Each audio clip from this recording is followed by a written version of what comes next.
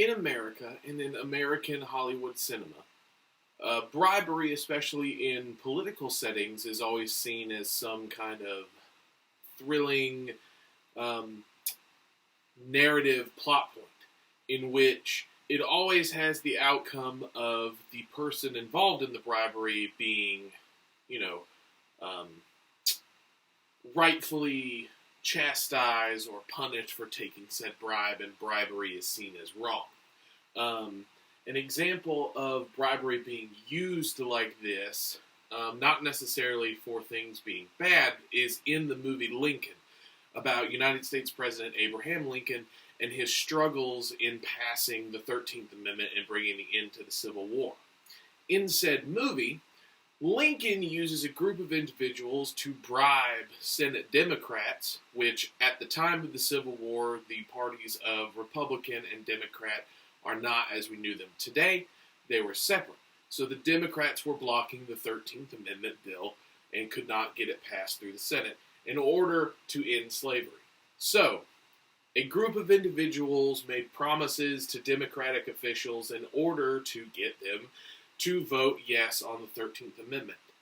So, in this example, bribery in those forms and promises being made are a good thing because slavery is bad. Therefore, passing the 13th Amendment is a good thing that happened. However, this is not always the case. In today's America, it is very different. We have what are called PACs or PACs. They are political activist committees. So they are groups of corporations, trade associations, unions, interest groups, large conglomerates of people that come together to fund political campaigns and put money toward their chosen political candidates. Now, if you're like me, a good, upstanding American who believes his vote is important, then you will realize that corporations in politics do not make these things make sense. And funding from corporations and their interests can completely outweigh the interest of the American people as a whole. People like me and people like you. So PACs need to be eliminated from politics and America in general. So, as of 2014, there are over 3,000 PACs that are actively donating to government officials across America. 1,477 of these PACs are not nonprofit groups or worker unions. They are individually owned private corporations that are funding political candidates. Now, these political candidates could range from anything from local officials, such as people on your local school board, or the President of the United States. Several presidential candidates over the years are very noticeable and known to be using PACs. Presidents like Donald Trump, even Barack Obama, Bill Clinton, George Bush, they started and used those to fund their platform in order to get into office and be where they were at the time. Now, there have been some political outcries, and what allowed this to happen was there was major pushback against these groups, as it could have initially been seen in Speak Now versus the Federal Election Committee. However, the result of that was not that Speak Now was deemed not a lobbyist or a donator, but instead giving bribes to the federal government.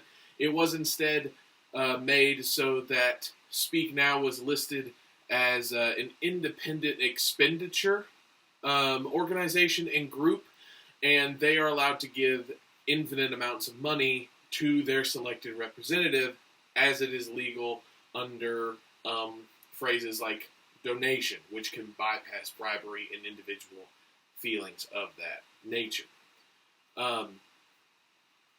Those type of things are what is worrying about PACs in government. So what we need to do is take action. Now, action can be taken in several different ways. Obviously, the problem is the government itself. So, if you have a trusted individual or representative that you know to be in office that you feel is trustworthy, write that representative. Let them know how you feel as an American citizen, that you don't want your money and your time to be dictated by the interest of corporate elites in power. Another thing is simply by protesting. Go out, get what you need to do, follow the correct procedures to have a protest and a gathering. Orchestrate that First Amendment right to the freedom of speech, to the freedom of protest under the law, and get this bad money out of politics in general. So, PACs, super PACs, even corporate-run leadership PACs, which are all politicians, do not hold the interest of the American people, and they need to be removed from politics completely. You can do this by writing your local official, running for office yourself if you wish, but eliminating these PACs from power and getting greedy money out of power are what's going to help us as the American people go forward in an interest that serves us as a whole and not the ideas of a few conglomerates looking to make a dollar off of our hard work.